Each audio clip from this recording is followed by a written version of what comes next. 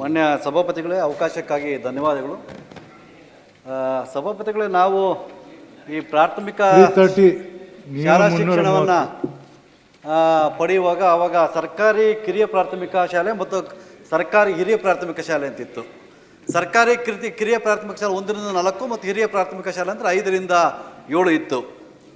ಆದರೆ ಅದಕ್ಕೆ ವಿದ್ಯಾರ್ಹತೆ ಇತ್ತು. ಮೊದಲು SLC TCH ಇತ್ತು, ಅದಾದಮೇಲೆ PUC TCH ಆಯಿತು, ಅದಾದಮೇಲೆ TCH DED ಅಂತ ಮಾಡಿದ್ದಾರೆ ಸಭಾಪತಿಗಳೇ. ಆದರೆ ರಾಷ್ಟ್ರೀಯ ಶಿಕ್ಷಕರ ಶಿಕ್ಷಣ ಮಂಡಳಿ 23ನೇ ಆಗಸ್ಟ್ 2010ರಲ್ಲಿ ಪ್ರಾಥಮಿಕ ಶಿಕ್ಷಣದಲ್ಲಿ ಶಿಕ್ಷಕರ ನೇಮಕಾತಿಗೆ 1ರಿಂದ 5 ಮತ್ತು 6ರಿಂದ 8 ಆಯಿತು ಮಾನ್ಯ ಸಭಾಪತಿಗಳೇ. ಅದು 2010ರಲ್ಲಿ ನಿರ್ಧಾರ ಆದಮೇಲೆ ನಮ್ಮ ರಾಜ್ಯ ಸರ್ಕಾರ 2017ರಲ್ಲಿ ಜಾರಿಗೆ ಬಂತು. ಅದನ್ನು 2016ಕ್ಕೆ ಪೂರ್ವಾನ್ವಯವಾಗಂತೆ ಹೊಸ C&R ರೂಲ್ ತಂದರು ಮಾನ್ಯ ಸಭಾಪತಿಗಳೇ. ಯಾರು 20-30 ವರ್ಷಗಳ ಕಾಲ ಸುದೀರ್ಘವಾಗಿ ಸೇವೆಯನ್ನು ಮಾಡಿದ್ದಾರೆ, 5, 6, 7, 8ಕ್ಕೆ ಬೋಧನೆ ಮಾಡಿದ್ದಾರೆ, ಅವರಿಗೆ ಹೊಸ C&R ರೂಲ್ ಅಂತ ಒಂದು ಹಣೆಪಟ್ಟಿಯನ್ನು ಕಟ್ಟಿ ಡಿಪ್ರಮೋಟ್ ಮಾಡಿದ್ರು ಅಧ್ಯಕ್ಷರೇ, ಸಭಾಪತಿಗಳು. ಡಿಪ್ರಮೋಟ್ ಅಂದರೆ ಇವ್ರು ಏನು ಹೇಳ್ತಾರೆ, ನಾವು ಮಾಡಿಲ್ಲ ಅಂತಾರೆ. ಯಾರು ಇದುವರೆಗೂ ನಾವೆಲ್ಲ ಶಿಕ್ಷಣ ಪಡ್ಕೊಂಡು ಬಂದಿದ್ದೀವಿ, IAS ಆಫೀಸರ್ಸು, IPS ಆಫೀಸರ್ಸ್ ಆಗಿದ್ದಾರೆ, ರಾಜಕಾರಣಿ ಆಗಿದ್ದಾರೆ, ಅವರೆಲ್ಲ ಅದೇ ರೀತಿಯಲ್ಲಿ ಓದ್ಕೊಂಡ್ಬಂದರು. ಈಗ ಇವರು ಹೊಸ C&R ರೂಲ್ ತಂದುಬಿಟ್ಟು ಏನು ಮಾಡಿದ್ದಾರೆ ಸಭಾಪತಿಗಳೇ, ನೀವು ಇನ್ನು ಮೇಲೆ 1ರಿಂದ 5ಕ್ಕೆ ಪಾಠ ಮಾಡಬೇಕು, 6ರಿಂದ 8ಕ್ಕೆ ಪಾಠ ಮಾಡಬಾರ್ದು ಅಂತ ಹೇಳ್ತಾರೆ. ಯಾರನ್ನ ಇವರು ಆಯ್ಕೆ ಮಾಡಿದ್ದಾರೆ ಅಂದರೆ ಯಾರು ಡಿಗ್ರಿ ಆಗಿದ್ದಾರೆ ಅವ್ರನ್ನ ಇವರು ಆಯ್ಕೆ ಮಾಡಿದ್ದಾರೆ ಈಗ ಹೊಸ C&R ರೂಲ್ ಪ್ರಕಾರ. ಆದರೆ 25, 30 ವರ್ಷ, 15 ವರ್ಷ ಸರ್ವಿಸ್ ಆಗಿರ್ತಕ್ಕಂಥವ್ರು BA B.Ed ಮಾಡಿದ್ದಾರೆ, MA B.Ed ಮಾಡಿದ್ದಾರೆ, PhD ಮಾಡಿದ್ದಾರೆ.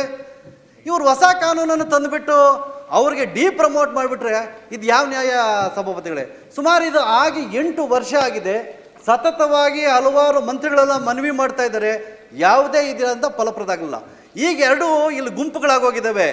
ಒಂದು GPT ಶಿಕ್ಷಕರು, ಒಂದು PhD ಶಿಕ್ಷಕರು. ಈ GPT ಅವ್ರು ಏನು ಮಾಡಿದ್ದಾರೆ ಸಭಾಪತಿಗಳೇ, ನಮಗೆ ಹೈಸ್ಕೂಲ್ ಪ್ರಮೋಷನ್ಗೂ ನಮಗೆ ಬೇಕು ಮತ್ತು ಈ HM ಪ್ರಮೋಷನ್ಗೂ ನಮಗೆ ಬೇಕು ಅಂತ ಕೋರ್ಟಿಂದ ಸ್ಟೇ ತಂದಿದ್ದಾರೆ. 2 ಲಕ್ಷ ಶಿಕ್ಷಕರಿಗೆ ಯಾವುದೇ ಪ್ರಮೋಷನ್ ಇಲ್ದಿರ ಅವರು ಪಾಪ ಜಾತಕ ಪಕ್ಷಗಳಂತ ಕಾಯ್ತಾ ಇದ್ದಾರೆ. ಸನ್ಮಾನ್ಯ ನಮ್ಮ ಎಲ್ಲ ಶಿಕ್ಷಕರು ಫ್ರೀಡಮ್ ಪಾರ್ಕಲ್ಲಿ ಒಂದು 60,000 ಜನ ಸೇರಿ ಒಂದು ಸ್ಟ್ರೈಕನ್ನು ಮಾಡಿದ್ರು. ಸನ್ಮಾನ್ಯ ಮುಖ್ಯಮಂತ್ರಿಗಳ ಗಮನಕ್ಕೆ ಬಂತು. ಮುಖ್ಯಮಂತ್ರಿಗಳು ನಮ್ಮ ಶಿಕ್ಷಣ ಮಂತ್ರಿಗಳು ಹೇಳಿದ್ರು, ಈಗಿನ ಶಿಕ್ಷಣ ಮಂತ್ರಿ ಸ್ಪಂದಿಸಿ ನಮ್ಮ ಫ್ರೀಡಮ್ ಪಾರ್ಕ್ ಬಂದು ಪಾಪ ನಾನು ಮಾಡ್ತೀನಿ ಅಂತೇಳಿ ಒಂದು ಸಮಿತಿಯನ್ನು ನಮ್ಮ ಕಮಿಷನರ್ ಅಧ್ಯಕ್ಷತೆಯಲ್ಲಿ ಒಂದು ಸಮಿತಿಯನ್ನು ರಚನೆ ಮಾಡಿದ್ದಾರೆ. ಆ ಸಮಿತಿ ಹೇಳಿದ್ರು 1 ತಿಂಗಳಲ್ಲಿ ನಾವು ನಿಮ್ಗೆ ವರದಿ ಕೊಡ್ತೀವಿ, ನ್ಯಾಯ ಒದಗಿಸ್ಕೊಡ್ತೀವಿ ಅಂತೇಳಿ ಸನ್ಮಾನ್ಯ ಮುಖ್ಯಮಂತ್ರಿಗಳು ಮತ್ತು ಶಿಕ್ಷಣ ಮಂತ್ರಿಗಳು ಹೇಳಿದರು. ಆದರೆ 6 ತಿಂಗಳಾಗಿದೆ ಸನ್ಮಾನ್ಯ ಸಭಾಪತಿಗಳೇ, ಇದುವರೆಗೂ ಯಾವುದೇ ರೀತಿಯಾದಂಥ ವರದಿ ಬರಲಿಲ್ಲ ಮತ್ತು ಅವ್ರಿಗೆ ನ್ಯಾಯ ಸಿಗ್ತಾ ಇಲ್ಲ. ನಾವು ಈಗಲೂ ಎಷ್ಟೋ ಒಂದು ಸರಿ ಅಧಿಕಾರಿಗಳನ್ನು ಭೇಟಿ ಮಾಡಿದಾಗ ಇದು ಹೊಸ C&R ರೂಲ್ ಅಂತಾರೆ. ನೀವು ನಿಮಗೆ ಡಿಪ್ರಮೋಟ್ ಮಾಡಿಬಿಟ್ರೆ ನೀವೇನು ಮಾಡ್ತಾಯಿದ್ರಿ? 20-25 ವರ್ಷಗಳ ಕಾಲ ಸೇವೆಯನ್ನು ಮಾಡಿ ಅವ್ರ ಶಿಷ್ಯರು ಬಂದಿದ್ದಾರೆ ಸಭಾಪತಿಗಳೀಗ. ನಾನು ನೋಡಪ್ಪ ನಾನು ಡಿಗ್ರಿ ಆಗಿದ್ದೀನಿ ಅಂತ, ಅವರು ಡಿಗ್ರಿ ಆಗಿದ್ರೆ ಇವರು B.Ed ಆಗಿದೆ, M.Ed ಆಗಿದೆ, PhD ಆಗಿದೆ. ನೀವು 1ರಿಂದ 5 ಪಾಠ ಮಾಡಿ ಅಂತ ಇದ್ದಾರೆ. ಇವ್ರ ಪಾಪ ಯಾವುದೇ ಎಕ್ಸ್ಪೀರಿಯನ್ಸ್ ಇಲ್ಲ. ನಾವೇನು GPTಗೆ ವಿರೋಧಿಗಳಲ್ಲ, ಬಟ್ ಸರ್ಕಾರ ತಗೊಂಡಂಥ ನಿರ್ಧಾರದಿಂದ ಅವರು ಯಾರು ಎಕ್ಸ್ಪೀರಿಯನ್ಸ್ ಆಗಿದ್ದಾರೆ 1ರಿಂದ 5ಕ್ಕೆ ಪಾಠ ಮಾಡ್ತಾ ಇದ್ದಾರೆ, ಯಾರು ಎಕ್ಸ್ಪೀರಿಯನ್ಸ್ ಇಲ್ಲ ಹೊಸದಾಗಿ ಬಂದಿದ್ದಾರೆ ಅವ್ರಿಗೆ ನೀವು 6, 8ಕ್ಕೆ ಅವಕಾಶ ಕೊಡ್ತಾ ಇದ್ದಾರೆ. ನಾವೇನು ಹೇಳ್ತೀವಿ ಸಭಾಪತಿಗಳೇ, ನೀವು ಈ ಒಂದು ಯಾರಿಗೆ ಡಿಗ್ರಿ ಆಗಿಲ್ಲ ಅಂಥವ್ರಿಗೆ ನೀವು ಅವಕಾಶ ಕೊಡಬೇಡಿ. ಯಾರು ಡಿಗ್ರಿ ಆಗಿರ್ತಕ್ಕಂಥ 58,000 ಶಿಕ್ಷಕರಿದ್ದಾರೆ ಅವ್ರಿಗೆ ದಯಮಾಡಿ ನೀವು 6ರಿಂದ 8ಕ್ಕೆ ಪಾಠ ಮಾಡೋಕ್ಕೆ ಅವಕಾಶ ಮಾಡಿಕೊಡಿ. ನೀವು C&R ರೂಲ್ ತಂದಿದ್ದೀರಿ ಅಂತೇಳಿ ನೀವು ಅಧಿಕಾರಿಗಳು ನಿಮ್ಮದೇ ಆದ ರೂಲ್ಸನ್ನು ನೀವು ಮಾಡಿಬಿಟ್ರೆ, ಡಿಪ್ರಮೋಟ್ ಕೊಟ್ಟರೆ ಅವ್ರು ಪ್ರಮೋಷನ್ ಆಗುವಂಥ ಅವಕಾಶಗಳು ಎಷ್ಟೋ ಇತ್ತು. ಪ್ರಮೋಷನ್ ಇಲ್ಲ, HMಗಿಲ್ಲ, ಹೆಡ್ ಮಾಸ್ಟ್ರಿಗಿಲ್ಲ, ಕೇಸ್ಗಳಾಗಿದ್ದಾವೆ.